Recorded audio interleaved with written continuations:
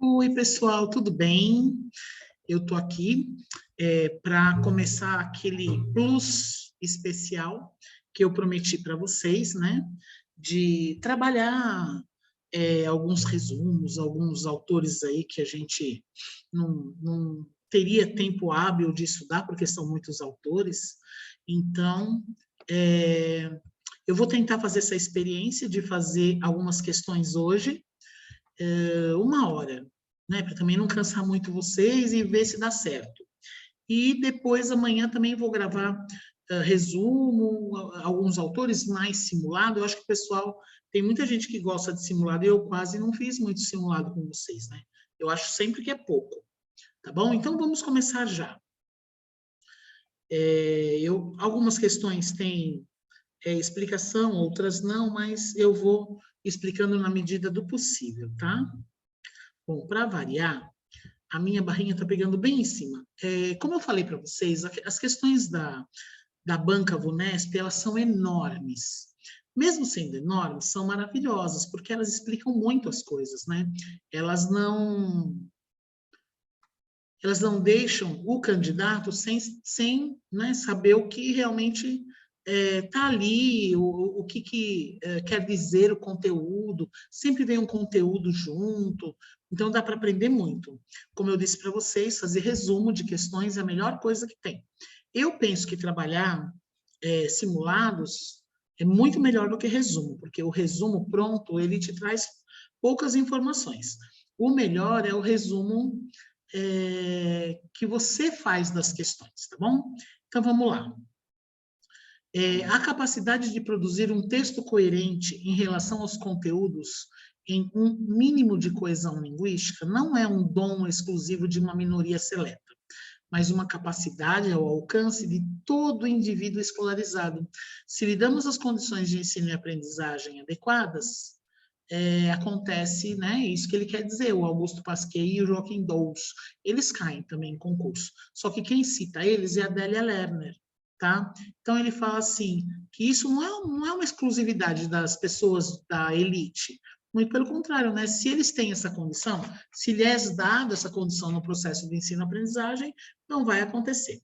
E aí a Adélia Lerner vem e fala, o desafio que devemos enfrentar, nós que estamos comprometidos com a instituição, deixa eu me colocar aqui em cima, escolar, é combater a discriminação desde o interior da escola, é unir nossos esforços para alfabetizar todos os alunos, para assegurar que todos tenham oportunidades de se apropriar da leitura e da escrita como ferramentas essenciais de progresso cognoscitivo, que é de conhecimento, né? E de crescimento pessoal. Então, isso quem falou foi a Adélia Lerner. Vou ler de novo, eu achei que não ficou bem lido. O desafio que devemos enfrentar, nós que estamos comprometidos com a instituição escolar, é combater a discriminação desde o interior da escola.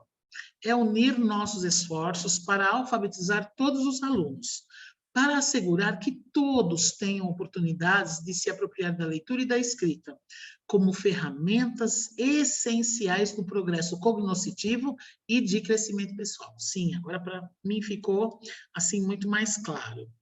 E aí, segundo esses autores, né? Todas as crianças têm capacidade de produzir bons textos e se apropriar da leitura e da escrita como ferramentas essenciais para a sua vida. Mas, para tanto, a escola precisa oferecer as melhores condições didáticas e reconhecer o dom da escrita de algumas crianças. Estava indo bem essa questão, estava bem bonitinha, né? Eu não gostei muito, eu não curti esse lance do dom das crianças, porque não é assim, a gente sabe, né? Vamos escolher uma mais bonita, se é que tem, vamos lá. Todas as crianças têm capacidade de produzir bons textos e se apropriar da leitura e da escrita, como ferramentas essenciais para a sua vida. Mas, para tanto, a escola precisa oferecer as melhores condições didáticas e reconhecer que alguns alunos não poderão se apropriar da leitura e da escrita.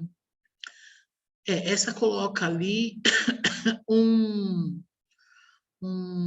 algo assim meio excludente, né? Mas, sei lá, ela está menos pior que a primeira, mas também não está boa, não. C. Todas as crianças têm capacidade para produzir bons textos e se apropriar da leitura e da escrita como ferramentas essenciais para a sua vida. Mas, para tanto, a escola precisa oferecer as melhores condições. Essa tá legalzinha, né? Eu gostei dessa. As melhores condições didáticas e reconhecer que todos os seus alunos podem aprender sem exceção. Nossa, essa foi bonita, hein? Vamos lá. A D de dado. Todas as crianças têm capacidade para produzir bons textos e se apropriar da leitura e da escrita como ferramentas essenciais para a sua vida. Mas, para tanto, a escola precisa oferecer as melhores condições. Eu já li isso, né? Mas em cima tem a sem exceção. Sua vida, mas as melhores condições e reconhecer que todos os alunos podem aprender sem exceção. E ali continua também, aqui esqueci de subir. A escola precisa oferecer as melhores condições didáticas e reconhecer que não tem controle sobre a aprendizagem de cada aluno. E nem todas as crianças têm capacidade de produzir bons textos, pois a escrita é uma questão de talento. Alguns têm, outros não. Eu vou passar rapidamente para a resposta, porque vocês aí podem ficar lendo e dar um pause, tá? A resposta é a C, aquela que eu achei lindinha, né? Ela é a que tá mais bonita. Não tem exceção, qualquer aluno pode aprender e tal, é muito isso mesmo. Aí vocês dão um pause, tá? Vamos para a segunda para a gente não perder tempo. Eu não consigo ler o enunciado da questão porque tem uma barrinha lá em cima, mas aí vocês leem. Ela traz os mesmos autores que ela, né? Devemos enfocar o ensino da produção de textos não como um procedimento único e global, válido para qualquer texto, mas como um conjunto de aprendizagens específicas de variados gêneros textuais. Dito de outro modo, não se aprende globalmente a escrever, aprende-se a narrar, a explicar, a expor, a argumentar, a descrever e redigir atas, a escrever diversos tipos de cartas, etc. Cada texto apresenta problemas de escritura distintos que exigem a adoção de estratégias de ensino diferenciadas e adaptadas a eles. Aí é o mesmo Augusto Pasqueira e Joaquim Dolce. Aí vem a Adélia Lerner. O desafio é conseguir que os alunos cheguem a ser produtores de língua escrita conscientes da pertinência e da importância de emitir certo tipo de mensagem, em determinado tipo de situação social, em vez de se treinar unicamente como copistas que reproduzem sem um propósito próprio, o escrito por alunos ou como receptores de ditados cuja finalidade também é estranha, deixa eu subir minha imagem para cima, também estranha, cadê? Se reduz à avaliação por parte do professor. O desafio é conseguir que as crianças manejem com eficácia os diferentes escritos que circulam na sociedade e cuja utilização é necessária ou enriquecedora para a vida pessoal, profissional, acadêmica.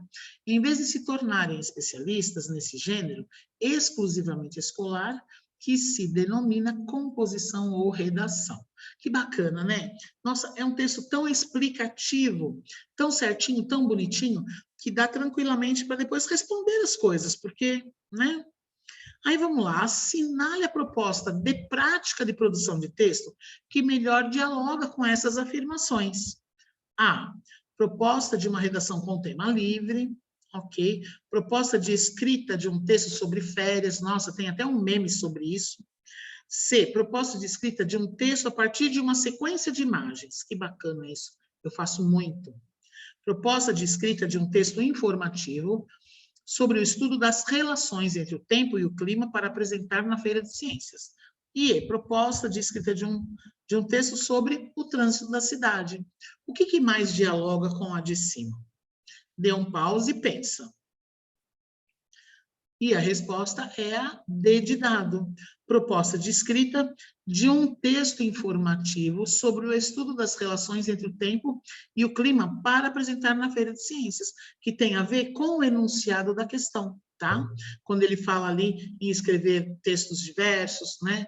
Que apresenta, cada texto apresenta alguns problemas, então, assim, existe a exigência de que eles sejam diferenciados, adaptados, A Adélia Lerner fala que o difícil, né, o que é um grande desafio para ela, é conseguir que os alunos cheguem a ser produtores de língua escrita, conscientes da pertinência, que é o que pede aqui, né?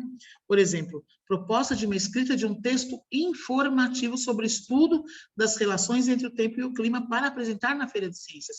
Então, ele está sendo produtor da sua própria língua ali. Não é uma proposta de uma redação com tema livre, uma proposta de escrita com texto sobre férias, né? Isso são coisas assim mais soltas, mais jogadas. Quando você coloca essa responsabilidade que vai ser apresentada, que um público vai olhar, então é onde a Adélia Lerner diz que a gente tem que tornar esses alunos especialistas.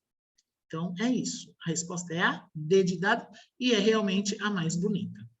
Vamos lá. Leia as citações.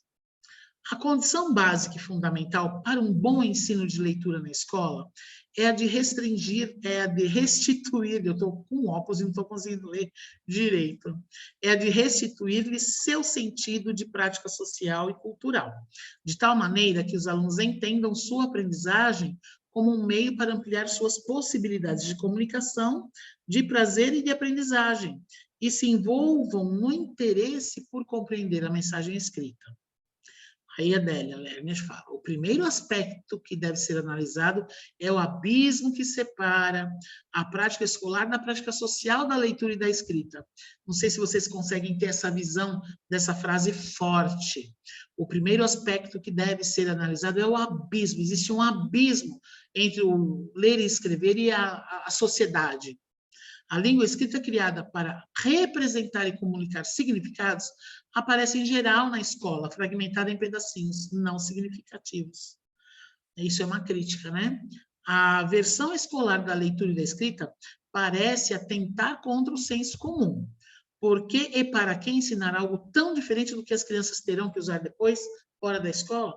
Então, assim, nada de, né, rebuscar o desnecessário. Tem que fazer o próprio. O objetivo é ensinar as crianças a ler e a escrever. Bom, de acordo com as autoras, é necessário o quê? Manter as características de objeto sociocultural real do conteúdo trabalhado, sem transformá-lo em objeto escolar vazio de significado social. Eu achei que está bacana essa, mas depois a gente vê se está ou não bacana. B. Alterar as características de objeto sociocultural real do conteúdo trabalhado para transformá-lo em objeto escolar, mesmo que haja perda do seu significado social. Eu acho horrorosa, mas ela pode estar certa. Vai saber. A C. Mesclar algumas características de objeto sociocultural real do conteúdo trabalhado. Opa! Ninguém viu nada. Eu vou continuar como se nada tivesse acontecido. Do conteúdo trabalhado para transformá-lo em objeto escolar, mesmo que haja perda do seu significado social. Que horrível, né? C. Mesclar algumas características de objeto sociocultural real do conteúdo trabalhado com algumas características de objeto escolar, mesmo que haja alguma perda de seu significado social. T. Criar um objeto escolar com conteúdo de trabalho diferente do que existe fora da escola. Quer dizer, elas estão tão feias, essas, assim, que não dá para errar essa questão, né? Tudo assim, imagina como que a gente pode perder o significado social de alguma coisa, ou ser diferente do que existe fora da escola. Lá é a sociedade. Como que pode ser diferente? Criar um objeto escolar, pois as crianças farão uso do que aprenderam dentro da escola. Criar um objeto escolar? Estranho, né? Assim, não é bem isso que... Então, deem uma pausa aí e leiam melhor, escolham a mais bonita, tá bom? E a resposta é A, porque a A é realmente a mais bonita, né? Para quem não prestou atenção, que sem querer eu apertei, pus a minha mãozona no botão aqui. Vamos lá. Deixa eu baixar meu quadradinho aqui, senão o povo reclama.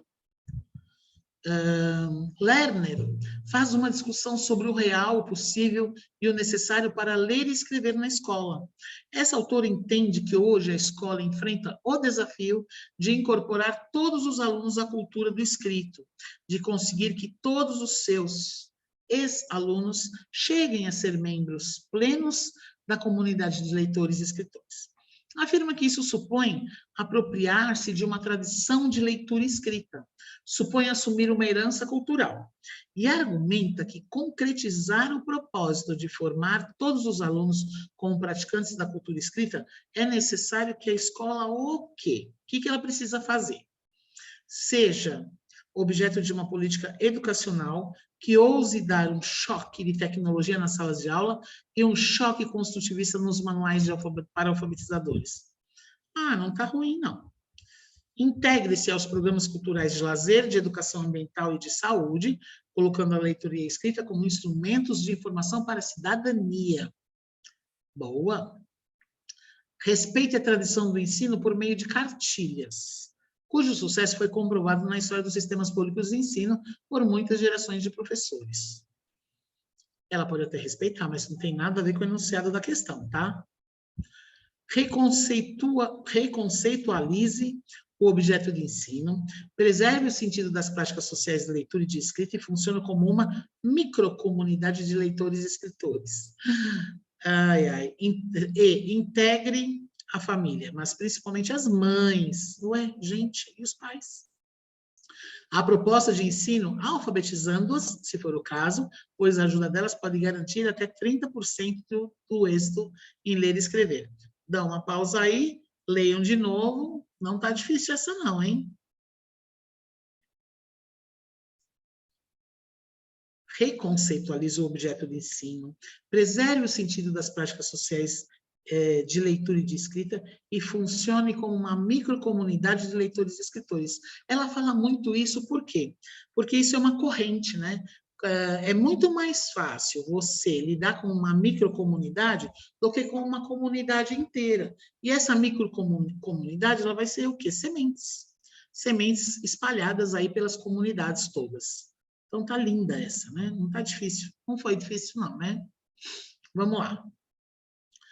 Na escola, de acordo com Lerner, a leitura é, antes de qualquer coisa, um objeto de ensino.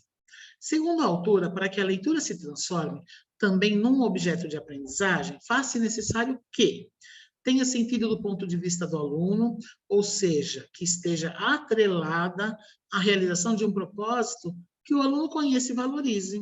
Ok. B, que seja ensinada de forma fragmentada, começando por textos mais curtos e fáceis de serem assimilados. Isso para o início do processo de alfabetização e letramento é bem interessante. Mas vamos ler, né, e ver o que mais se encaixa ali no enunciado da questão. Que esteja vinculada da versão não escolar, isto é, que não haja vínculo entre a prática escolar e a prática social da leitura. Horrível. Sejam adaptadas os textos escolhidos para a leitura em sala de aula, de modo que possam atender ao nível de desenvolvimento da turma. Seja feita em voz alta, com maior frequência em sala de aula, a fim de que os alunos possam ouvir a si mesmos e aprender melhor. Bem legal isso. Dá a pausa aí que eu vou pôr a resposta. É a A, né? Estava lindinha, que eu falei para vocês, tá boa essa. Que tenha sentido do ponto de vista do aluno, ou seja, que esteja atrelada à realização de um propósito que o aluno já conhece e valorize. Isso aí o Paulo Freire falava, lembra? Que ele tinha que trabalhar com aquilo que era a leitura de mundo dos alunos, né? Das pessoas a serem alfabetizadas. É isso aí. Vamos lá. Em suas aulas, a professora Bernadette exige de seus alunos que copiem trechos de textos que constam no livro didático que utilizam em sala de aula. Segundo ela, ao copiar, os alunos aprendem a ler e a escrever, memorizando palavras e expressões novas. Analisando essa prática, é correto afirmar que, segundo Lerner, a professora Bernadette, vocês acham que ela está certa? Que a ideia dela de que eles aprendem memorizando, tudo isso é certo? É construtivista, é legal? Então, vamos lá. Comete um erro, pois essa prática garante apenas a aprendizagem da escrita. Vocês concordam com isso? Muito bem. Está certo ao propor a aprendizagem da leitura e da escrita por meio de cópia de textos. Nossa Senhora, morri. Deveria propor essa prática aos professores dos demais componentes curriculares, pois ela é bastante eficaz. Está errada, pois essa prática garante apenas a aprendizagem da leitura. E equivoca-se ao supor que copiar de forma mecânica os textos seja garantia de aprendizagem da leitura e da escrita. Dá pause aí. E a resposta é a última. Por que não é a A? Né? Porque ela está explicando melhor. Né? Ela está explicando melhor, ela está mais completa. Aí está óbvia também, porque as outras estão horrorosas, né? Vamos lá? Os livros da Lerner, todos eles são muito iguais, muito parecidos. Eles falam muito de leitura e de escrita. Então, é legal, assim, a gente trabalhar todas as obras dela, tentar ler os resumos das obras, que vocês vão ver que, basicamente, segue, assim, uma mesma linha. Segundo Lerner, o ensino da leitura nas escolas deve acontecer de forma sistematizada, informando os alunos sobre as especificidades da literatura, disponibilizando textos escolares produzidos com o intuito de ensinar a ler e atribuindo o real sentido da leitura. B. A leitura compreensiva vem ao final de uma série de diferentes etapas hierarquizadas. Primeiro, preparação. Depois, decodificação. Depois, compreensão leitora. E se configura em um conjunto de mecanismos que envolvem a percepção e a memória. Vamos lá. C. Ler é um produto de reprodução de formas, de uma identificação de sons, de suas combinações e de uma memorização que se adquire por meio de exercícios. Quem lê procura soletrar palavras que serão juntadas linearmente, chegando pouco a pouco a uma compreensão elaborada do texto. D de dado. Ler é uma atividade simples e corriqueira que envolve várias informações por parte da inteligência e o leitor busca inicialmente o sentido do texto e, para construí-lo, coordena várias informações disponibilizadas por ele. E a leitura é um processo dinâmico de construção cognitiva, ligado à necessidade de atuar, na qual intervém também a afetividade e as relações sociais. Para que essa seja efetivamente compreensiva, é preciso que se configure em uma enérgica busca de sentido do texto em situação de uso. Não está difícil não, gente. Dá pausa, lê. A última, né? A última está bonita demais, completa demais. A leitura é um processo dinâmico de construção cognitiva, ligada à necessidade de atuar, na qual intervém também a afetividade e as relações sociais. Para que esta seja efetivamente compreensiva, é preciso que se configure em uma enérgica busca de sentido do texto em situação de uso. Sensacional, né? E óbvio, assim, é fácil, não é difícil, Délia Lerner, né? Ela é um pouco óbvia, eu acho. Se vocês não acharem, depois vocês vão lá no grupo e vamos conversar. Segundo Lerner, ao pensar a transformação do ensino da leitura e da escrita, o desafio é formar, essa tá fácil, gente, sujeitos que possam decifrar o sistema da escrita. B. Leitores que saberão escolher material escrito adequado para buscar a solução de problemas. C. Alunos capazes de oralizar um texto selecionado por outro. D. Seres humanos que assumam a posição do autor, que leem sem questioná-la. Indivíduos dependentes da letra do texto e da autoridade de outros. Meu Deus, né? Tá biquinho de rolinha velha essa, hein? Dá um pause aí. Resposta é a mais bonita mesmo, né? Leitores que saberão escolher material escrito adequado para buscar a solução de problemas. Né? Ela fala muito dessa coisa de problema aqui, problema ali, que tem que buscar solução de problemas, só podia ser essa. Para quem lê os livros, percebe de cara qual é a resposta por conta dela usar esse tipo de vocabulário. E a resposta é B de bola. Vamos lá. Em relação às práticas de leitura na escola, Lerner afirma que, para comunicar às crianças os comportamentos que são típicos do leitor, é necessário que o professor faça o quê? Monopolize as atividades de leitura, sendo sempre um modelo de leitura. Só ele lê. Trave com os alunos uma relação de professor para leitor. C, proporcione oportunidade a seus alunos de participar em atos de leitura. D, determine quais leituras os alunos devem ou não fazer. E E, leia sempre o mesmo tipo de texto na mesma situação. Não vou nem dar pause, porque essa está óbvia, né? Vocês já sabem qual é a resposta. Pronto. Né? Só pode ser essa. Proporcione oportunidade a seus alunos de participarem em atos de leitura. Bonitinho. Tá? E aí, vamos lá. Vou trazer da Smalley, né? Porque essa autora ela é bem legal, bem boa.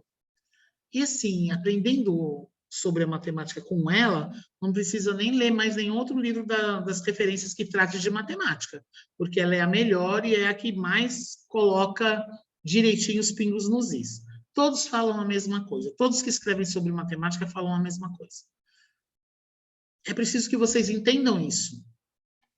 Às vezes eles colocam ali uns 50 livros nas referências, na bibliografia, né? E aí você vê tem uns 6, 7 que falam sobre a matemática na escola. Não, lê um, escolhe o melhor autor, no caso a Smalley é a melhor, e pronto, está ótimo. De acordo com Smalley, Diniz e Cândido, um dos maiores motivos para o estudo da matemática na escola é desenvolver a habilidade de resolver problemas. Essa habilidade é importante não apenas para a aprendizagem matemática da criança, mas também para o desenvolvimento de suas potencialidades em termos de inteligência e cognição.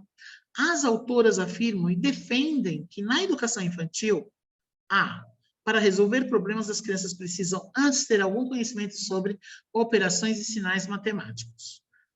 Né? B, para resolver problemas adequadamente, as crianças precisam ter conceitos numéricos bem desenvolvidos. C, para que possam resolver problemas, é preciso que as crianças sejam leitoras para interpretar o problema. D, a resolução de problemas deve ser um conteúdo isolado no currículo, a ser ministrado a partir de instruções simples de como se resolve um problema. E resolver problemas é um espaço para comunicar ideias, para fazer colocações, investigar relações, adquirir confiança em suas capacidades de aprendizagem. Fácil. Queria que caísse essa no concurso para vocês. Dá um pause aí. E, claro, eu acho que eu dei até uma conotação na voz de que essa seria correta, porque ela é perfeita, né? Não tem nada que desabone essa questão e essa resposta, tá bom? Vamos em frente. Tem aqui uma explicaçãozinha, gente, que é bem legal, sabe?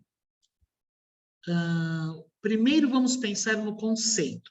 Resolução de problemas não é sinônimo de equações, números e contas matemáticas. Todos os dias resolvemos milhares de problemas que envolvem outros tipos de conhecimentos. Sabendo dessa confusão conceitual, a VUNESP vai construir alternativas que limitam o conceito. Né? Preste atenção porque está falando da VUNESP. Veja como esse erro se repete. Sobre operações e sinais matemáticos, conceitos numéricos, conteúdo isolado no currículo. Os problemas devem, sim, fazer parte do currículo. Leitoras para interpretar o problema. Mesmo antes de entrar na escola, as crianças já resolvem problemas da vida real. E aí entra a Camille, a Constance Camille, que também é da matemática maravilhosésima. Para Camille, a aritmética não nasce da técnica, e sim da capacidade de pensar logicamente.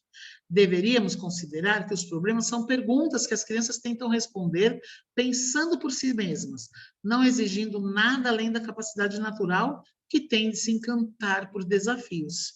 Não se trata de considerar a resolução de problemas um conteúdo isolado dentro do currículo.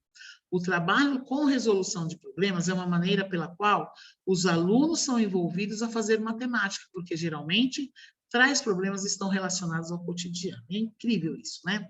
Vou dar um exemplo para vocês aqui bacana. Não sei se eu já falei para vocês, mas vou dar mesmo assim. Né? Então, a professora está ali na educação infantil, porque as pessoas acham assim, nossa, como que vai trabalhar matemática na educação infantil? Não dá para trabalhar matemática na educação infantil, tem que usar número, operação, isso, aquilo. Muito pelo contrário, dá sim. Tem uma situação na sala de aula em que a professora falou assim, pessoal, as crianças pequenas, nós vamos ter um passeio amanhã, mas nós só temos um ônibus. Como que a gente vai fazer? Tem muita criança, tem mais criança do que lugar dentro do ônibus. Como que a gente vai fazer para levar as crianças para esse passeio? Veja que ela colocou para eles uma situação problema. E eles vão ter que trazer essa resolução de problema. Aí, uma das crianças fala assim, professora, nós somos pequenos, em 2 lugares dá para caber 3 crianças. Olha só a solução que ele arrumou. Aí vem outro e fala assim, professora, leva só os alunos que são bonzinhos, os que não bagunçam. Né? Então, cada um vai dando ali uma resolução para esse problema, uma solução para esse problema. A gente pode sentar 2 em cada banco, né? E falar um monte de coisas. Então, assim, a criança ela já vai percebendo que na vida ela tem que resolver os problemas e que existem regras. E é tão importante trabalhar regras no início, né? Logo quando eles são pequenos, eu não preciso trabalhar as 4 operações, né? Mais, menos, vezes, dividir. Não, de jeito nenhum. O que eu preciso é fazer com que as crianças compreendam que tem problemas que elas precisam resolver. E veja, a professora, ela tira dos ombros isso, ela descentraliza isso. Por quê? Porque ela precisa fazer eles terem mais criatividade, mais criticidade, e não ficar assim, só com as coisas prontas, esperando que aconteça algo. Não. Né? Então, é importante, muito importante, que se coloque isso para os alunos, para que eles possam resolver os problemas do cotidiano desta forma. E aí isso vai se transformando. Quando eles chegarem no primeiro ano, eles vão provavelmente estar bem treinados para começarem as operações.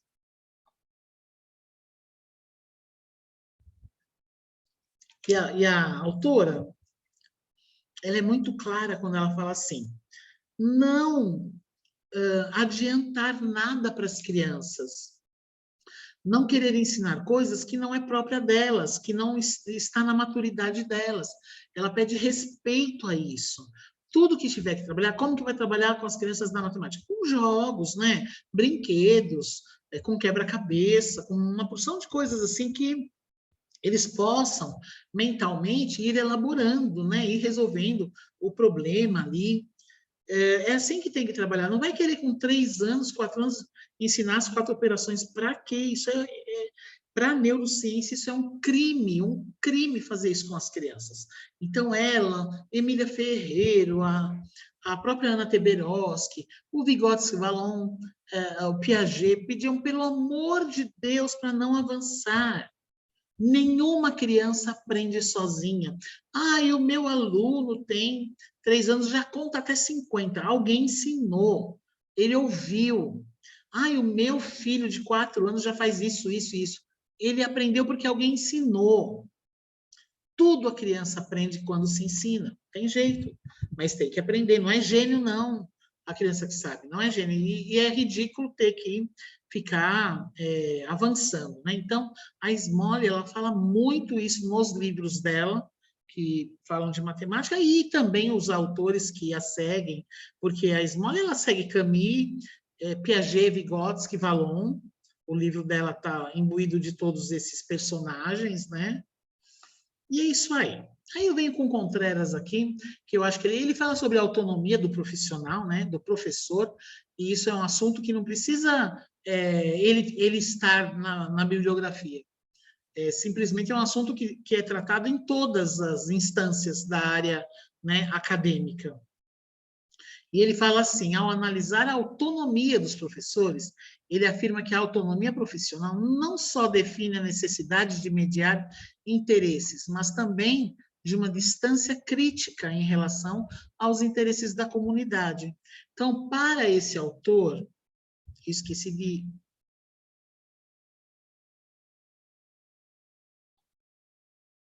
Eita, não posso mexer em nada aqui. Isso, isso. Vou tentar, não vou deixar ela aqui então, a minha imagem aqui no cantinho. Fico mexendo, fica indo para frente, para lá, para cá. Então, para o autor, o que é a autonomia profissional? O que ele fala sobre ela? A gente pensa, autonomia, a gente sabe o que é profissional, né? O profissional. o professor, no caso. Então, vamos lá, a autonomia profissional, ela propicia uma liberdade ao professor de modo que não tenha que prestar contas sobre suas decisões em sala de aula. B, faz com que a prática do professor em sala de aula seja permeada pela reprodução dos valores da sociedade.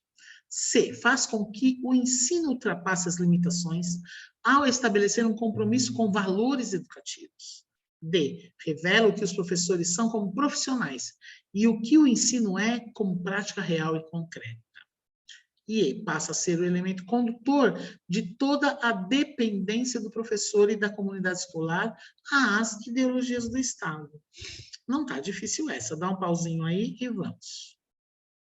Tá? Então, veja só, a resposta é a C, faz com que o ensino ultrapasse as limitações ao estabelecer um compromisso com valores educativos. Perfeita, né?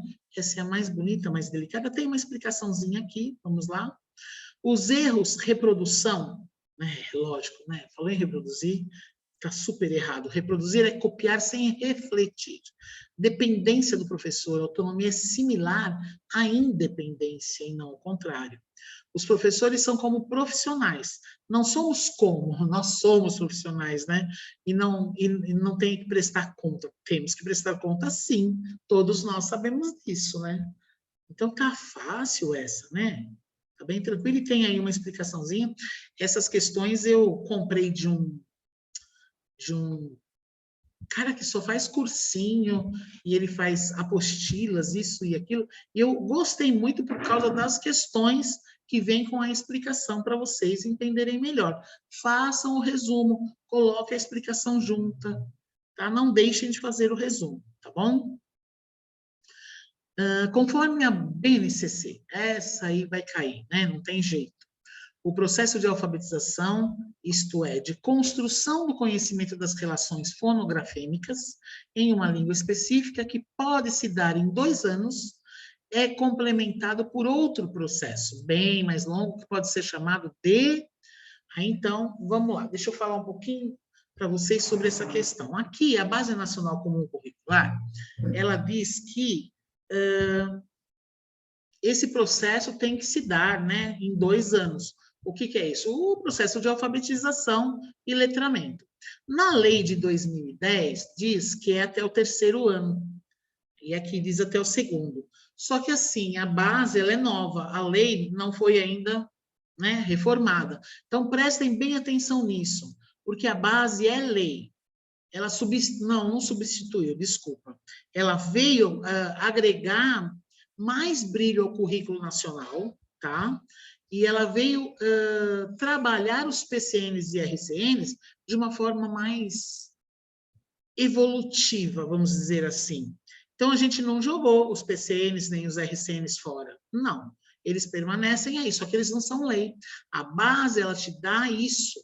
Ela te dá essa conformidade, ela te dá essa liberdade e ela te dá essa condição de fazer as coisas como devem ser feitas. E quando vocês leem, né, é o que ensinar para as crianças da primeira infância, vocês vão perceber que é muito quase igual os PCNs e os RCNs, mas ela traz, assim, uma complementação bem superior a eles. E ela é lei, né? Então, tem que seguir. Então, o que seria, né? Conforme a BNCC, o processo de alfabetização, isto é, de construção do conhecimento das relações fonografêmicas. Ele está falando de alfabetização em uma língua específica, que pode se dar em 2 anos. É complementado por outro processo, bem mais longo, que pode ser chamado de... Deem pause aí, eu já sei a resposta, porque essa eu estudei, e essa eu já dei aula de tudo isso aí, tá? A ortografização, ela demora mais. Não é a oralização oral, a criança desde que nasce, berra, chora. Literalização, não. Gramaticalização, não. E a socialização, ela acontece conforme a criança já for se alfabetizando e letrando. Então, é ortografização, tá? Porque ela demora mais, tá bom? Vamos lá. Já temos mais de meia hora de aula e está indo bem. Talvez sobre até tempinho para um resuminho. Vamos lá. Ah, esse aqui a gente, né, precisa prestar bastante atenção. Depois tem uma explicação bem legal. No geral, compreende-se o currículo como um modo de seleção da cultura produzida pela sociedade para a formação dos alunos. É tudo o que se espera. É tudo o que se espera. Tudo que seja aprendido. É tudo que se espera que seja aprendido e ensinado na escola. E aí entra o nosso querido Libânio, né? Segundo Libânio, Oliveira e Tosca, que são os que escrevem o livro, quando se tem aquele currículo que, de fato, acontece na sala de aula, em decorrência de um projeto pedagógico e dos planos de ensino, está se referindo a que tipo de currículo? Então, veja bem, segundo o autor, quando se tem um currículo que, de fato, acontece na sala de aula, em decorrência de um projeto pedagógico previsto e dos planos de ensino, de que tipo de currículo a gente está falando? Assim, né, gente? Aí, a resposta é a C, é o currículo real. E aí tem aqui uma explicação bem bacaninha. Vamos recordar. Currículo real ou currículo em ação, o que o aluno realmente aprende. 2, o currículo formal ou currículo prescrito, o que está escrito nos documentos oficiais. Currículo oculto ou currículo implícito não aparece escrito. São práticas que parecem inocentes, mas ensinam algo de forma disfarçada, práticas incongruentes. Exemplo, não permitir que o aluno pergunte quando há dúvida. E o currículo partilhado é o diálogo aberto entre o professor e o aluno, e a partir disso define-se as abordagens de conteúdos, estratégias de aprendizagem e avaliação. Eu, se fosse vocês, fazia um resuminho da hora disso aí, né? Faria direitinho, colocaria o que é, explica, põe exemplo, procura exemplo, busca exemplo, pega também aqui, ó, o que eles falam, faça um resuminho bem com um bom conteúdo que vocês não vão esquecer. E é muito comum que caia alguma pergunta sobre currículo, tendo o autor ou não. Porque às vezes tem concurso público que eles não colocam o autor, né? Como foi aí de Paulínia e tal, de outros lugares. Não tinha autor, né? Mas todos falam praticamente a mesma coisa de currículo. Então, como o Libânio é o bam, desculpa, tem um pernilongo me mordendo, vocês acreditam? Tá bom, então? Vamos lá. Aí vamos falar um pouquinho da Hoffman, né? A Hoffman, vocês perceberam que eu fiz um pupurri, né? Por quê? Porque é bom misturar os assuntos, fazer dessa forma, para que vocês fiquem bem espertos, entendeu? Porque lá vai ser assim na prova, né? A gente vai estudar aí um monte de autor e eles vão escolher meia dúzia para cair na prova. Então, a gente tem que conhecer, fazer é como uma rede, sabe? Dos autores, porque uma coisa se conecta à outra. E a Hoffman, vocês sabem, que é a bam sobre avaliação no Brasil. Todas as pessoas que escrevem, praticamente todas, eu diria todas mesmo, que escrevem sobre avaliação, elas seguem a Hoffman, Jussara Hoffman, porque ela é a bam mesmo. Ela tem vários livros. Opa, eu acho que está acabando a minha bateria. Ela tem vários livros escritos e todos os livros dela são excepcionais, são ótimos. Deixa eu só pôr a minha bateria, porque senão vai acabar e aí a gente fica com, né? E a Hoffman, ela explica, em todos os livros dela, basicamente, a gente pode dizer que a gente tem ali a essência da avaliação. Fala praticamente a mesma coisa. E os livros que falam de avaliação, que seguem ela, também falam a mesma coisa. Aí, estava mesmo acabando a bateria. Então, vamos lá, né? Para Hoffman, a avaliação significa ação provocativa do professor, desafiando o educando a refletir sobre as situações vividas, a formular e a reformular hipóteses, encaminhando-se um saber enriquecido.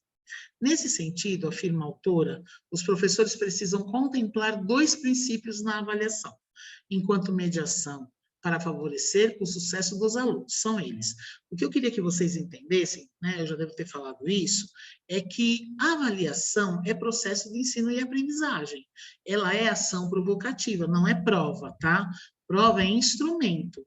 Então, a avaliação é processo de ensino e aprendizagem, e as ações provocativas que o professor traz é que realmente vão avaliar o aluno. Não prova. A prova é só um instrumento. Bom ou não, dependendo de como você fazer, fica bem legal. Vamos lá. A, o acompanhamento reflexivo e o diálogo. B, a observação dos resultados e a conversa. C, o acompanhamento passo a passo dos resultados e a compreensão do educando. D, o estímulo para a aprendizagem e as respostas dadas pelos alunos. E E, as explicações claras e o conhecimento adquirido pelos alunos. Vejam, gente, olha, é muito comum eles fazerem isso, de colocarem 5 respostas boas, mas tem uma que engole todas elas, que ela é a mãe, vamos dizer, de todas elas. Vocês já perceberam qual é? Dá pause aí e lê a questão de novo. Ok? A resposta é a A. Por que é a A? Gente, acompanhamento reflexivo e o diálogo. Tudo que está aqui embaixo é isso. Então, né? O acompanhamento reflexivo e o diálogo. As respostas erradas não parecem princípios que são sempre conceitos ou termos mais nobres que as explicações claras. Foco na exposição e não na construção do conhecimento.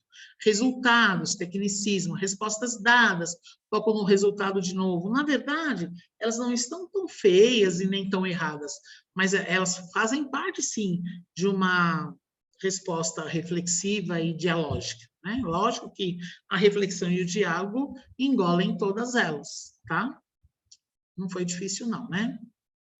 E as questões acabaram, então deixa eu interromper o compartilhamento e eu já vou passar para um resuminho então, só para dar uma colaborada legal aqui. Deixa eu fechar isso. Deixa eu ver um outro aqui, que seja... eu vou falar da psicomotricidade. Sabe por quê? Porque ele fala bem, dá para entender legal, ele é alguém que... Calma que está entrando. Ele é alguém que vai dar para vocês entenderem bem, porque o Fonseca, ele é mais complexo. Nós vamos falar dele? Vamos. Mas esse Lemur, ele é bem melhor. Espera aí, que eu vou colocar aqui. Compartilhar tela. Está gravando ainda, minha preocupação é essa. Eu acho que é o meu...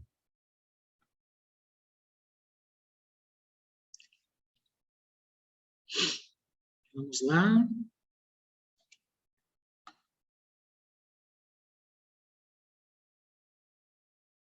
Isso.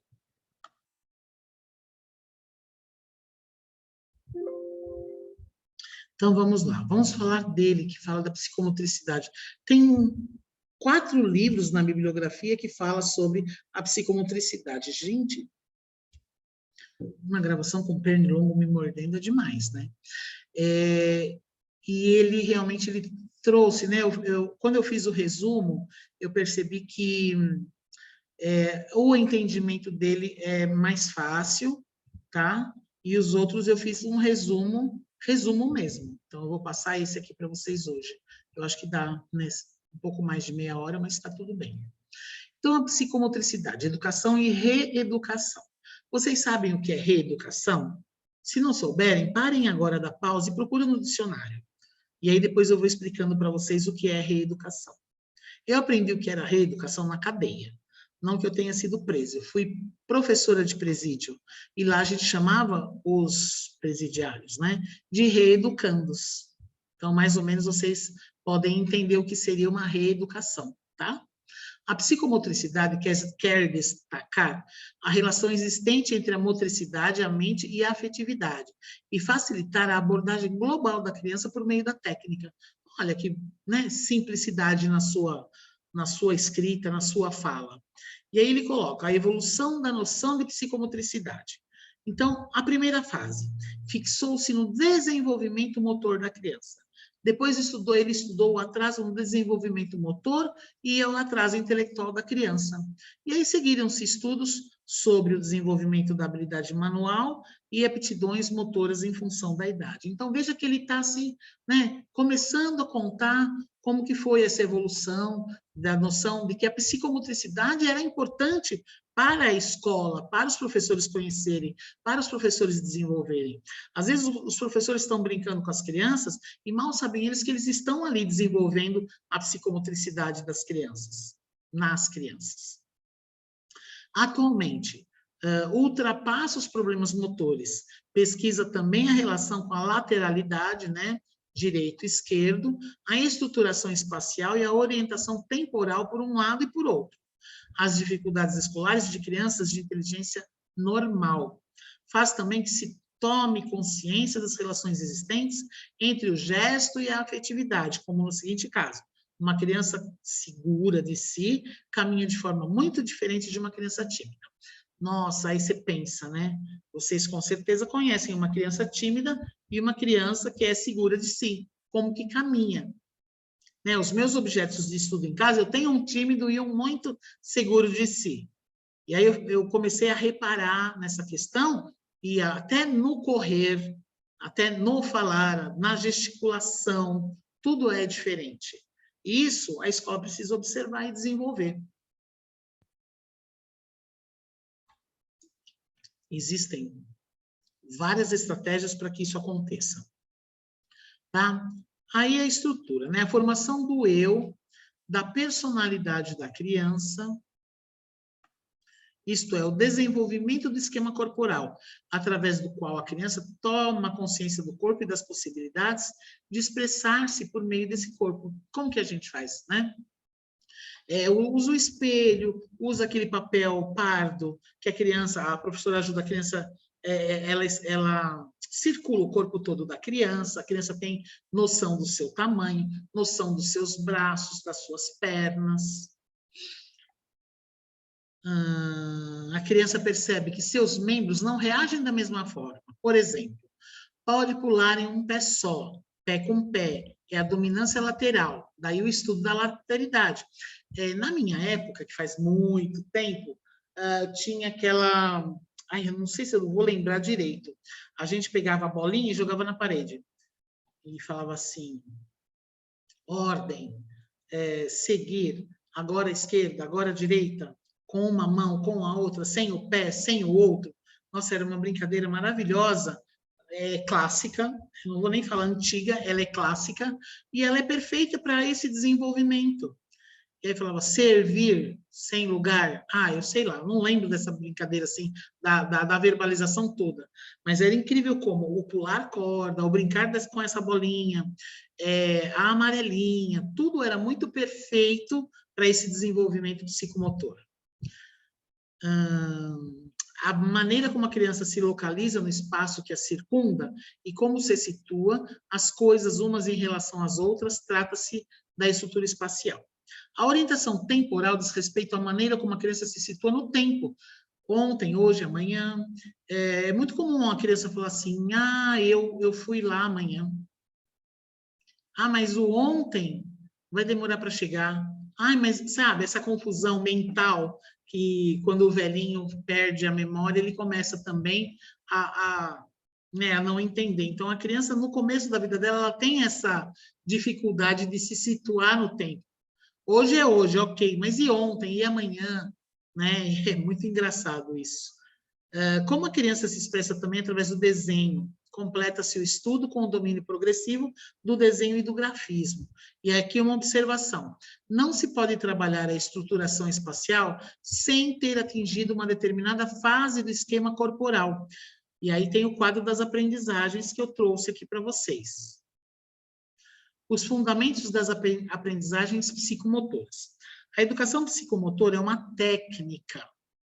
Como utilizá-la para que uma criança adquira noção de esquema corporal ou uma outra noção indispensável ao seu desenvolvimento? Então, ele traz para a gente essa situação problema. Tá? Mas aí ele coloca pelo mesmo caminho, etapa por etapa, dos da aprendizagem natural, tá? Tudo é de forma natural, nada de acelerar o processo das crianças. Isso não é bom mentalmente, né? Não faz bem para o cérebro. Cada noção é abordada.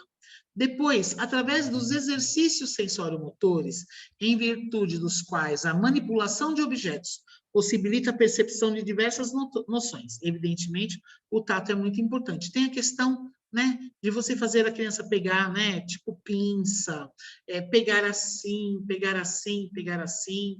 Então, tudo isso é um desenvolvimento sensório-motor muito importante. E, finalmente, através de exercícios perceptomotores, em que as manipulações são mais sutis e a percepção visual, muito importante, domina as outras partes. Além disso, esses exercícios possibilitam uma análise profunda das funções intelectuais e motoras, tais como a análise perceptiva, a precisão da representação mental, a determinação de pontos de referência, por isso a importância do quadro, né, de etapas que facilita a delimitação das etapas. Para uma mesma noção, devemos retomar um ou dois exemplos da etapa anterior, antes de passar à etapa seguinte, para termos certeza de que as bases adquiridas são sólidas. Então, é isso, né? Fazer esses exercícios psicomotores, até que você perceba que, né, aconteceu, rolou, se desenvolveu, para depois passar para o próximo. E assim vai. Então, para tudo isso, tem a idade certa. A gente não pode ultrapassar, a gente não pode querer que uma criança de 3, 4 anos faça coisas de criança de 7, 8 anos, de jeito nenhum. Ele é mais um autor que pede, pelo amor de Deus, para não ter essa, né, não ultrapassar isso de forma alguma, porque isso não é bom para o cérebro do ser humano.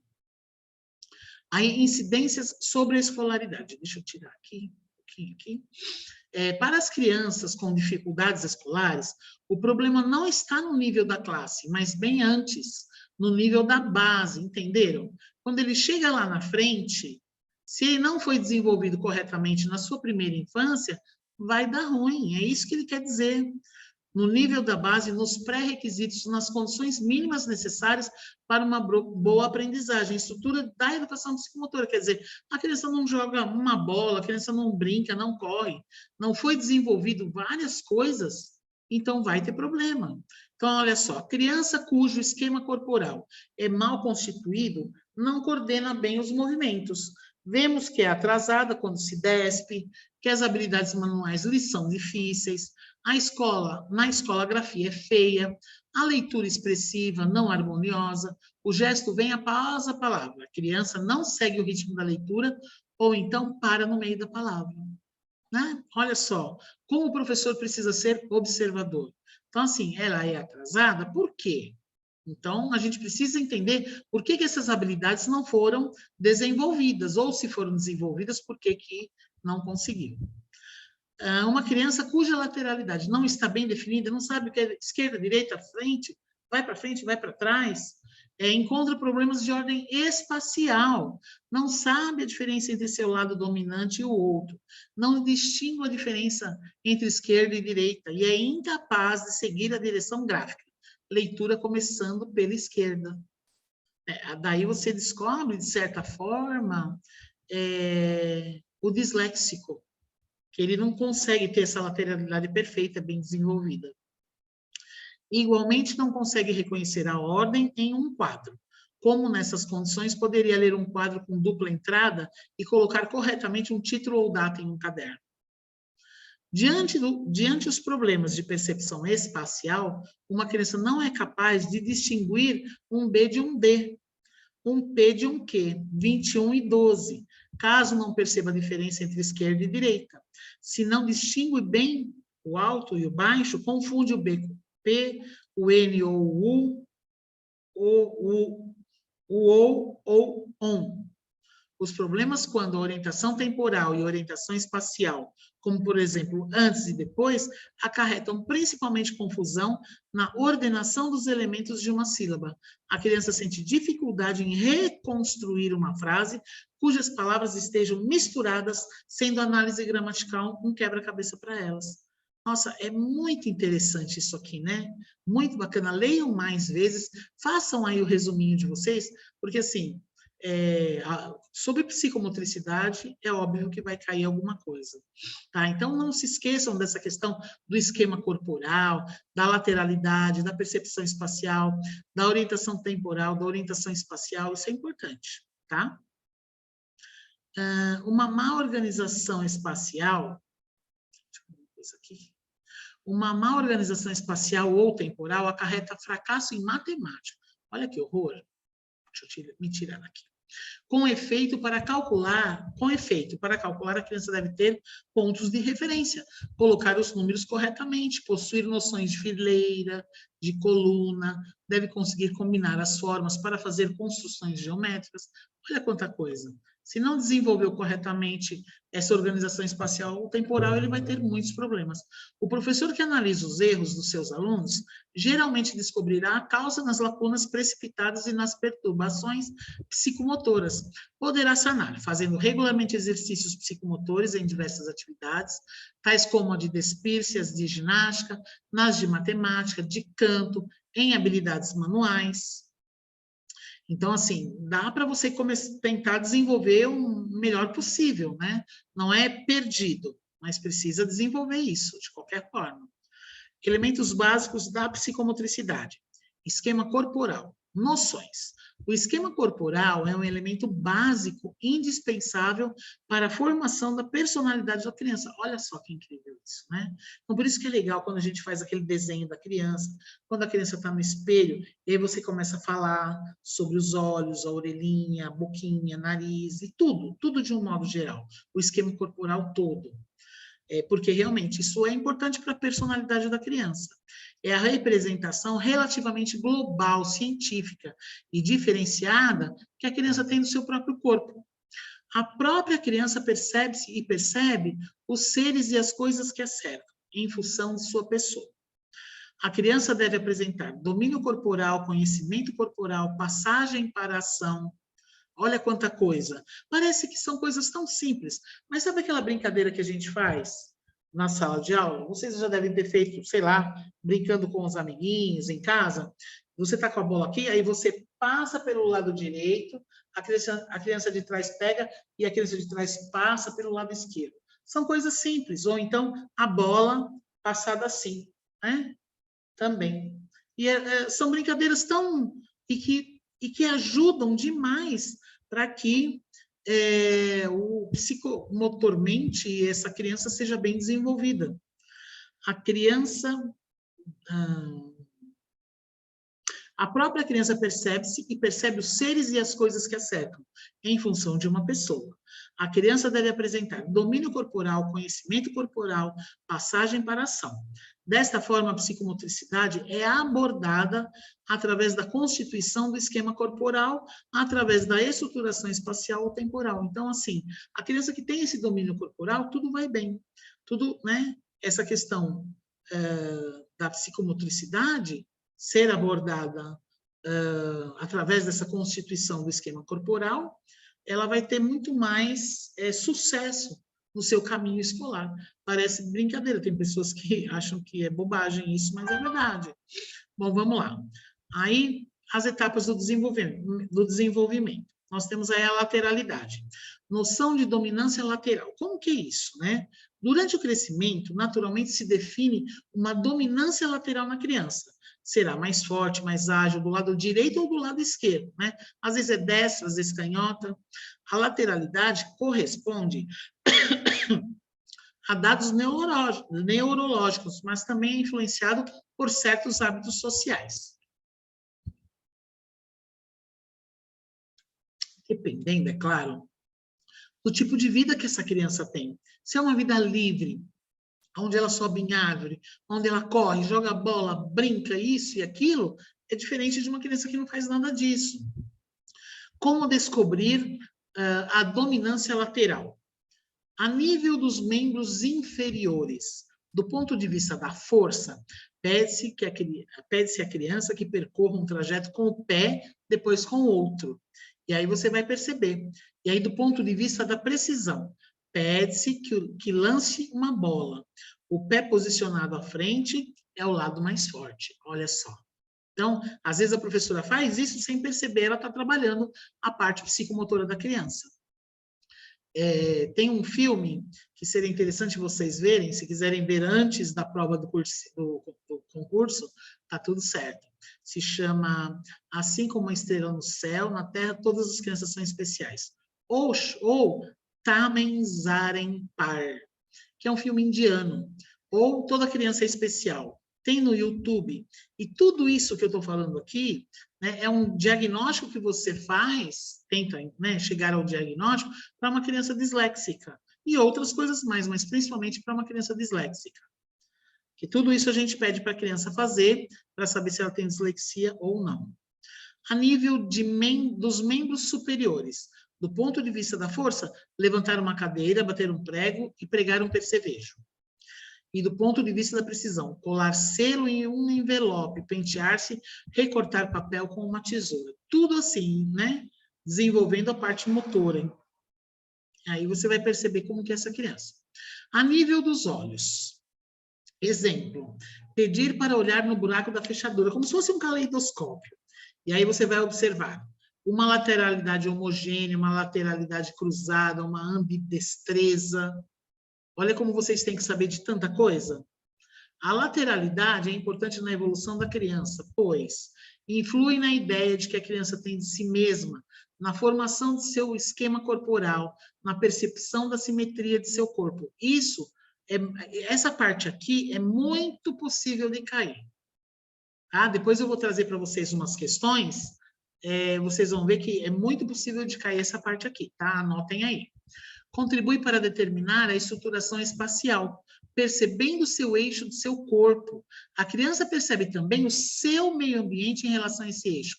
O banco está do lado da mão que desenha. Ela faz essas associações, tá? E aí essa mão que desenha é a mão direita, então o banco está do lado direito, logo o banco está do lado direito. A diferença entre a lateralidade e o conhecimento esquerda-direita. Não devemos confundir a lateralidade, dominância de um lado em relação ao outro, a nível de força e da precisão, e conhecimento esquerda-direita, que é o domínio dos termos esquerda e direita. Este conhecimento decorre da noção de dominância lateral. É a generalização da percepção, tá errado aí, do eixo corporal, a tudo que cerca a criança. Esse conhecimento será mais facilmente apreendido quanto mais acentuada e homogênea for a lateralidade da criança. Com efeito, se a criança percebe que trabalha naturalmente com aquela mão, guardará sem dificuldade que aquela mão é a esquerda ou a direita. Perceberam? Não é difícil de entender. Leiam e escrevam o entendimento de vocês. Caso haja hesitação, não poderá afirmar-se com segurança. Então, não foi desenvolvido a lateralidade direito. Parte da estruturação espacial após a da lateralidade. Então, compreendam isso, tá? Tentem entender isso direitinho, que não é um conteúdo difícil, não. É um conteúdo que ele transformou num conteúdo gostoso. Os outros dois estão bem mais complexo, eu diria assim, no palavreado. Nossa, bem complexo. Aqui está tão mais simples, tão mais fácil. E a estruturação espacial. Deixa eu me colocar aqui embaixo. As noções. É a orientação, a estruturação do mundo exterior, referindo-se primeiro ao eu referencial. Onde eu estou? Onde eu estou posicionado? Eu existo como? Eu estou na sociedade. O que é essa sociedade? E aí depois há outros objetos ou pessoas em posição estática ou em movimento. É muito interessante essa coisa do referencial, né? O que é o que você espera um pouquinho. Você está em movimento? Depende do referencial. Aquele trem está andando? Depende do referencial. Aquele carro está em movimento? Depende do referencial. Tudo depende do referencial.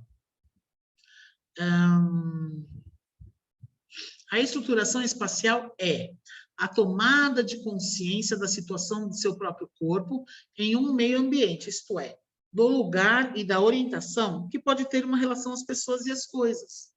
A tomada de consciência da situação das coisas entre si, né? Então, assim, puxa, eu percebi, agora eu tenho consciência do que é, eu tenho consciência do meu corpo, eu tenho consciência de onde eu, com o meu corpo, estou inserida. A possibilidade para o sujeito de organizar-se perante o mundo que o cerca, de organizar as coisas entre si, de colocá-las em um lugar e movimentá-las. Né? Está em movimento? Depende do referencial, depende de quem está fazendo, depende de quem está movimentando, tá? A estruturação espacial é parte integrante da nossa vida. Aliás, é difícil dissociar os 3 elementos fundamentais da psicomotricidade. Eu vou falar ali depois, tá? E quando operamos com toda essa dissociação, limitamos-nos a um aspecto bem preciso e restrito da realidade. Aí vamos lá. As etapas da estruturação espacial. Conhecimento das noções. A criança deverá perceber as diversas formas, grandezas, quantidades, escolhendo o material, dispondo esse material segundo determinadas progressões de grandezas e aí vai, né? Se for algo que é um jogo, é um brinquedo, que situação ele está? Depende do referencial, né? O que ele está fazendo? Como que ele percebe essas formas? Como ele percebe essas grandezas? Aí a orientação espacial. Quando uma criança domina os diversos termos espaciais, ensinamos-lhe a orientar-se. Não se trata apenas de um lado da de um lado da cadeira, mas estar ao lado da cadeira e virada para frente. Deve adquirir direção gráfica. Deve situar um objeto segundo a colocação ordinal. Isso me lembra muito uma situação de um professor, para vocês verem como, por exemplo, não se trata apenas de um lado da cadeira, mas de estar ao lado da cadeira e virada para frente. Um professor falou assim para mim uma vez, olha, quando você for dar uma prova e você não quiser que os alunos colhem, faça assim, chega na sala, entrega a prova para todo mundo e aí pede para os alunos virarem a carteira ao contrário. Por exemplo, aqui na sala de aula, tá todas as carteiras em frente, olhando para cá, para a lousa, isso aqui é uma lousa, né? Aí você pega e manda todo mundo virar para lá. E o aluno perde a referência. Por quê? Porque ele nunca sabe onde vai estar o professor. Gente, foi horrível essa experiência para os alunos, mesmo porque eu não sou assim, né? Mas foi só uma experiência que eu fiz, né? A gente fica usando, muitas vezes, os alunos de cobaia. Mas é impressionante como eles perdem completamente a referência.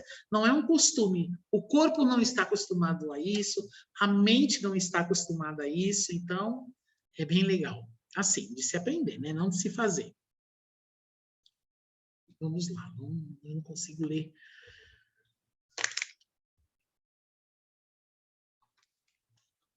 Eu não consigo ler lá em cima. Organização espacial, organização alguma coisa. Então, durante essa etapa, combinar diversas situações, várias orientações, ensinar as linhas oblíquas, ok. Aí, a criança disporá os objetos para ocupar um espaço delimitado. Você dá para ele uma folha, ou tem aqui, né? Tem aqui o quadro, para atingir um objetivo. Labirintos, jogos de trajeto, isso desenvolve aqui, ó. Sabe, eles ganham neurônios, sinapses acontecem. Então, a gente tem que trabalhar isso. Ai, gente, só que toma cuidado, né? Não é com qualquer idade, não é com qualquer criança. Com qualquer criança, sim, só não é com qualquer idade. Nós precisamos respeitar. Tá? Ela escolherá os seus pontos de referência e os colocará segundo diversas orientações para encontrar a solução. E nessa terceira etapa, engloba as 2 primeiras e permite à criança dispor somente do espaço oferecido.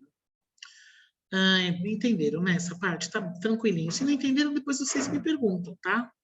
Compreensão, eu acho que está bem tranquilo, né? O que eu fiz para vocês é trazer um pouco algo mais próprio, para vocês terem o entendimento de como o desenvolvimento psicomotor é importante. Compreensão das relações espaciais. Esta etapa difere bastante das 3 etapas anteriores. Com efeito, baseia-se unicamente no raciocínio a partir de situações bem precisas. A criança deverá perceber a relação existente entre diversos elementos que lhe são apresentados, né? Entenderam isso? Então, assim, essa etapa que a gente vai entrar agora, ela é diferente da anterior, porque ela vai só se utilizar do raciocínio, através de algumas coisas que são muito exatas, muito perfeitas. E aí ela vai perceber que existe relação em diversos elementos que não são apresentados. Vamos lá, vamos ver. Orientação temporal. As noções. A estruturação temporal é a capacidade de situar-se em função, 2 pontos, da sucessão dos acontecimentos antes e após, durante, da duração dos intervalos, noção de tempo longo, curto, ritmo regular, cadência rápida, lenta, ok, pessoal? Tranquilo, né? Da renovação cíclica, estou ruim hoje com esse óculos, viu?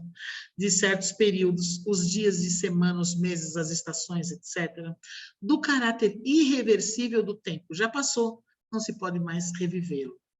Que triste, né? Tanta coisa que a gente queria reviver. As noções temporais são muito abstratas, muitas vezes difíceis das crianças entenderem, porque não dá para pegar, né? É aquela coisa, o ontem, o amanhã, o hoje, a semana que vem, isso e aquilo. Então, para as crianças, demora um pouquinho, às vezes, para entender isso. Tá? A pré-escrita. Por que exercícios de pré-escrita? É meio óbvio a resposta, né? Domínio do gesto, estruturação espacial e orientação temporal são 3 fundamentos da escrita. Com efeito, a escrita supõe o quê? Uma direção gráfica, que escrevemos horizontalmente da esquerda para a direita. É uma regra, praticamente, né? 2, as noções de cima, as noções de em cima e embaixo, de esquerda e direita, de oblíquas e oblíquas, né? E curvas. 3, as noções de antes e depois, sem o que a criança não inicia seu gesto no lugar correto. Antes e depois. Então, assim, os exercícios de pré-escrita e de grafismo são necessários para que a aprendizagem das letras e dos números, né? Sua finalidade é fazer com que a criança atinja o seu domínio do gesto e do instrumento, a percepção e a compreensão da imagem e reproduzir. Esses exercícios dividem-se em exercícios puramente motores, exercícios de grafismo preparatórios, aquela coisa do número, né, de escrever sem saber se é no começo, se é no fim. Não sei se tem alguma coisa escrita em cima disso que eu vou ler, mas não deve, o professor não deve reprimir o trabalho espontâneo de expressão gráfica da criança. Esta cria seu próprio desenho, que lhe possibilita a expressão de sua visão do mundo, a passagem do sonho à realidade, conformação ou não aos ensinamentos recebidos, a apresentação real da manipulação do lápis. Então, isso é uma hora de muita importância, tá? A criança, ela tem a sua própria maneira, a sua própria espontaneidade de lidar com as coisas. Então, assim, pelo amor de Deus, não reprimir, ensinar, claro, através do exemplo. Os exercícios motores e grafismo. O que seriam os exercícios motores? Isso é bem passível de cair. Eu tenho uma questão que fala sobre isso. O que é necessário para a criança dominar o gesto da escrita? Equilíbrio entre as forças musculares, flexibilidade e agilidade de cada articulação do membro superior. Isso é uma questão, tá? Portanto, é indispensável fixar as bases motoras da escrita antes de ensinar a criança a dominar o lápis. Olha que interessante. Então, a gente primeiro precisa fazer todo aquele treino, todo o desenvolvimento que, né, com bola, com brinquedo, com jogo, seja lá o que for. Com efeito, caso não tenha atingido a motricidade, o desenho não corresponderá à expectativa da criança, que se desinteressará dessa forma de expressão, dizendo, desenho para mim, eu não consigo fazê-lo, porque nem aqui, ó, foi desenvolvido. E é importante que se desenvolva o cérebro. É importante que ele, todos os dias, ele receba informações novas para que os neurônios possam se renovar, para que as sinapses possam acontecer. Os programas de exercício motores têm por base uma mobilização do ombro, do pulso e de cada um dos dedos. Olha quanta coisa, né? Um trabalho de plasticina, esta brincadeira atraente para a criança, fortalece os músculos de cada dedo e desenvolve destreza manual. Então, assim, a gente pode trabalhar com argila, com massinha, com gesso, com o que der para trabalhar, né? Que a criança puder realmente movimentar bem a sua mão, o seu pulso, os dedos. O grafismo, quando a criança aprende a segurar corretamente o lápis e o giz, o grafismo é quando a criança aprende a segurar corretamente o lápis e o giz. Somente quando os movimentos à altura do ombro e do cotovelo se tornarem desenvolvidos, faremos diminuir as proporções dos desenhos, exigindo, assim, da criança um trabalho mais específico do punho e dos dedos. Aí entra a escrita. A psicomotricidade na vida social e afetiva da criança. A criança cujo desenvolvimento psicomotor ocorre harmoniosamente estará equipada para uma vida social próspera. Uma estreita ligação une as aquisições psicomotoras e as reações afetivas da criança. Agora, uma criança que isso não foi desenvolvido, né, harmoniosamente, terá problemas na sua vida social, com certeza, tá? Educação psicomotora. Diferença entre educação psicomotora e reeducação psicomotora. Agora a gente vai entrar naquilo que eu falei logo no começo para vocês. A educação psicomotora abrange todas as aprendizagens da criancinha. Dirige-se a todas as crianças, individual e coletivamente. Processa-se por progressões bem específicas e todas as etapas são necessárias. É indispensável nas aprendizagens escolares. E é por essa razão que a propomos inicialmente a escola maternal. É importante até a 3ª série esse desenvolvimento. Perceberam? Nossa, aqui, né, tá bem tranquilo esse entendimento. Se vocês não entenderam, depois no grupo vocês me perguntam, mas eu acho que se vocês lerem e fizerem o seu próprio resumo, vai ficar muito joinha. Se cair, qualquer coisa dessas vocês vão acertar com certeza. Nesta obra, os exercícios práticos estão classificados em etapas de aquisições psicomotoras, segundo a idade ou o nível da criança. O professor deverá adaptar a criança, grupo, a cada classe, porém é prudente seguir as etapas propostas, tá? Então, tá aí, né, praticamente uma receitinha de como lidar com essas coisas. Gente, os resumos, eu tive que fazer o máximo possível para que vocês compreendam bem, porque senão já viu, né?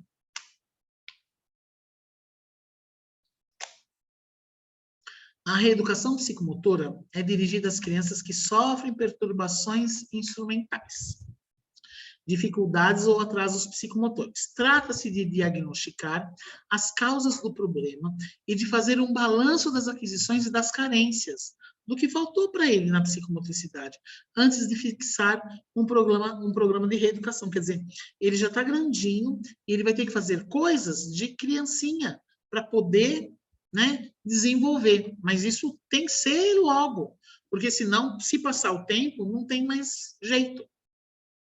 Quando realizamos essa educação? Isso é importante, hein, saber. Que isso é passível de cair também. A educação realiza-se em todos os momentos da vida da criança. A educação psicomotora também, mas é necessário reservar-lhes tempos intensos. Em vez de fazer tudo para a criança, é mais válido ensinar-lhe os gestos. Os exercícios psicomotores têm, por finalidade, fazer com que adquira uma noção corporal ou espacial bem precisa. Portanto, as lições de psicomotricidade serão principalmente centradas em uma noção muito frequentemente repetida e que as crianças manipulam com materiais de toda a espécie. A variedade é importante, né? É importante você trazer muitas coisas para eles desenvolverem, né? A bola, o lápis, os brinquedos, brinquedos musicais, várias coisas. Pois muitas crianças que pareciam ter adquirido uma noção revelam-se incapazes de refazer um mesmo exercício com material diferente. É assim também. Tem uma, né, que é importante, é o bebê. Você dá a comida na boca. Aí é muito mais fácil, né? Papá dá na boca, pronto, acabou, pronto. Ele cresce, você continua dando na boca. Ele está ali com 1 ano e meio, você continua dando na boca. Não, né? Não pode.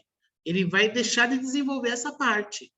Então, essa parte da psicomotricidade é muito importante, dele saber fazer esse movimento, tá? Quem dá essa educação? Considerações gerais sobre a reeducação psicomotor. Quando se deve empreender uma reeducação? Lógico que é quando a criança não transmitir que ele, na parte psicomotora, está ruinzinho, está atrasado, né? Bom, deve-se começar o mais cedo possível, claro.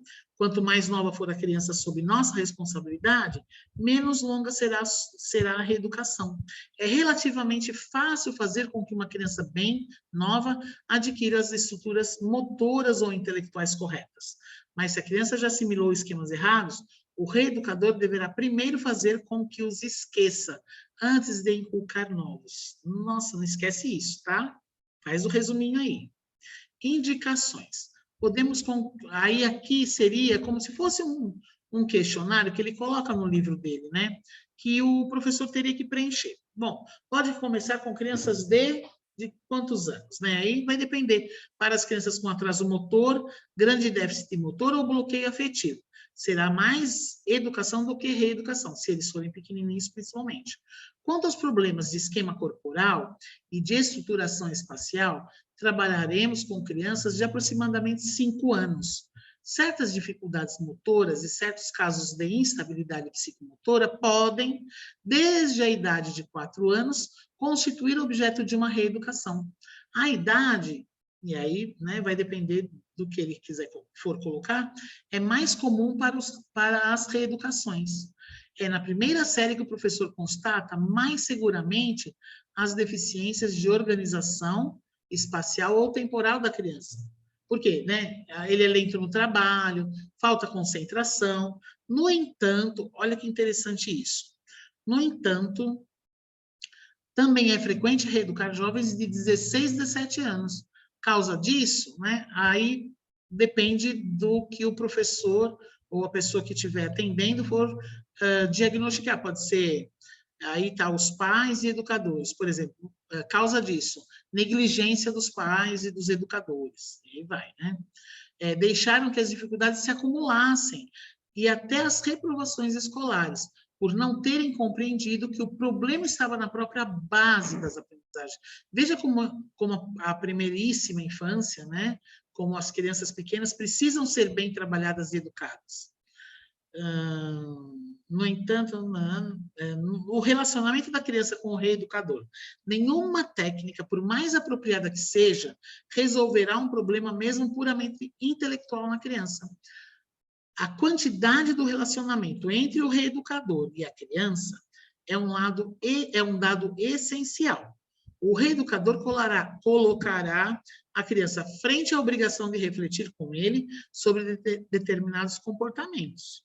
O reeducador desconfiará de sua concepção de a criança deveria ser, uma imagem ideal que tentaria impor, respeitando suas limitações mesmo diante dos modelos, nos quais a criança deve se sentir livre para aderir ou mudá-lo. Quer dizer, ele continua batendo o martelo aqui nessa questão de que a criança precisa ser reeducada se não foi trabalhada na idade certa.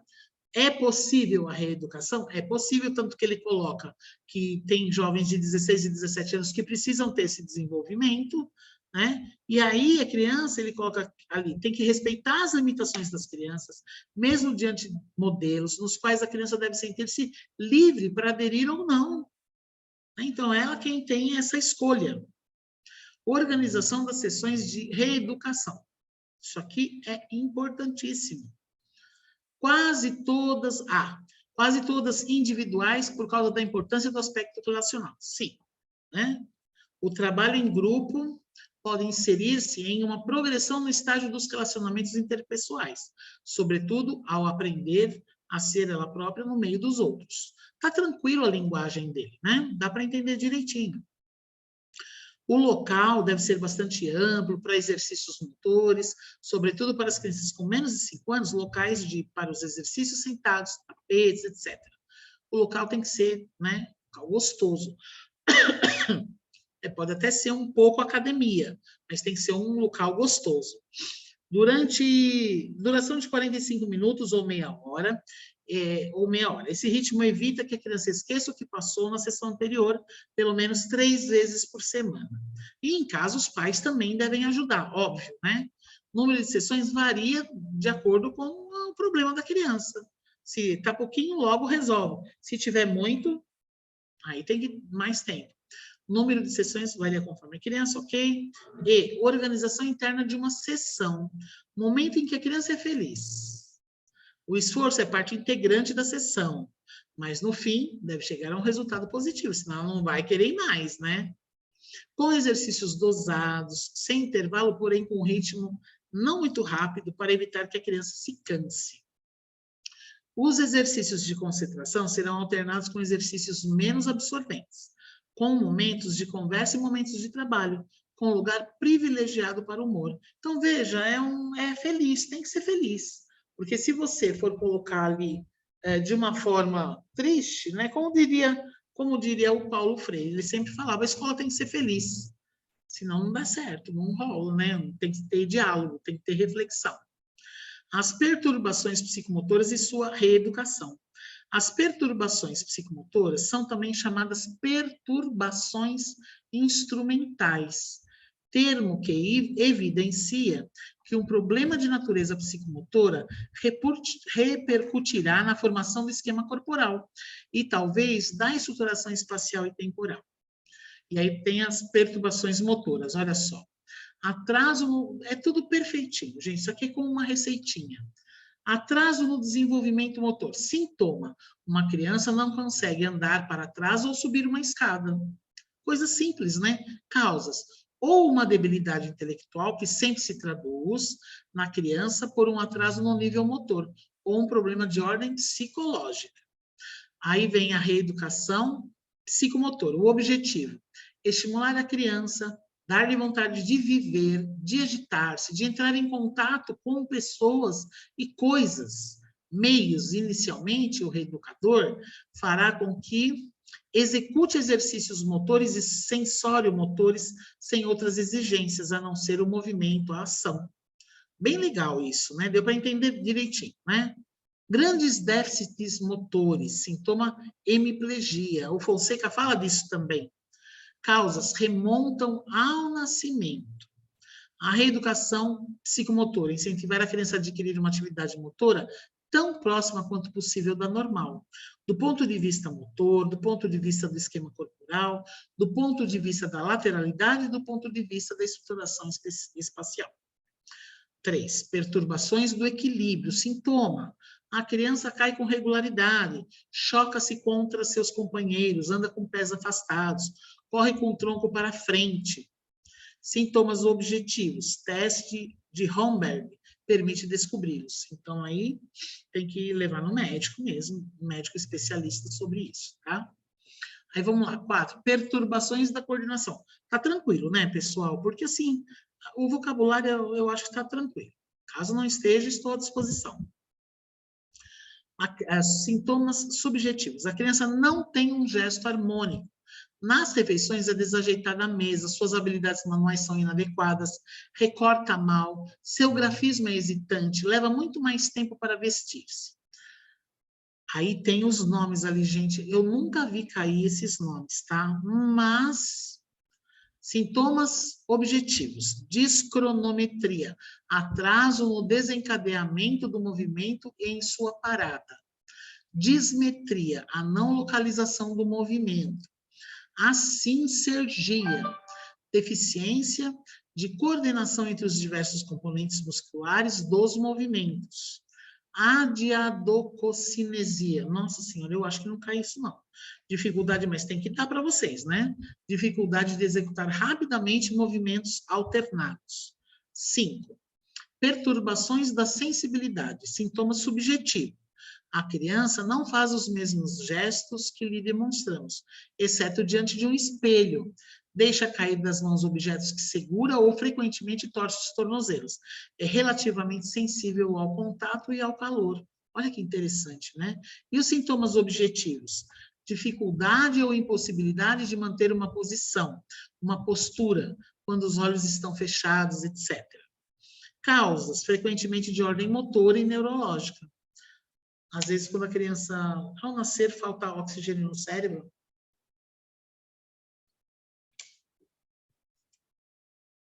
Reeducação. Objetivo em decorrência das causas dessas perturbações. Estamos bastante limitados. Nós nos esforçamos para habituar a criança a controlar por meio da visão o que deve sentir. Propõe-se exercícios que estimulem essa sutileza. Tá? É isso. Perturbações intelectuais, aí é o atraso intelectual, né? Os sintomas. A debilidade deve ser leve, moderada ou profunda. As realizações da criança são de uma idade inferior à sua idade real. Quais são as causas neonatais? Alcoolismo e moléstia. A reeducação, apresentação de alguns exercícios. Perturbações do esquema corporal. Aí vem, sintoma 1, a criança não conhece as partes do seu corpo. Sintoma 2, a criança não situa bem seus membros ao gesticular. Sintoma 3, a criança não coordena bem seus movimentos. Sempre observando se as noções de lateralidade e de estruturação espacial e temporal estão bem adquiridas e, em caso de necessidade, empreender uma reeducação dessas noções. Então, tem né, que trabalhar isso. E aí, vamos lá. Aí tem as perturbações da lateralidade, as perturbações da estrutura espacial, perturbações de orientação espacial, perturbações do grafismo, perturbações afetivas. Eu acho que nas referências foi até aí, não foi mais além disso, tá? Ai, que legal, deu bem, né? Deu para fazer um resumo, deu para fazer as questões que eu queria fazer. Eu acho que nós tivemos, talvez, 2 horinhas aí de contato. Eu volto, tá? Com mais coisinhas para vocês. Um beijo enorme e depois a gente vai trabalhar mais autores e mais questões, tá? E eu tenho certeza que vocês vão ter sucesso. Interromper o compartilhamento. E aqui estamos nós. Vamos lá, vou desligar aqui, meu Deus. Pausar, interromper a gravação. Me dá um medo de não interromper a gravação. Vou interromper. Eu tenho medo de não gravar, mas vai gravar se Deus quiser. Beijão, gente. Até a próxima.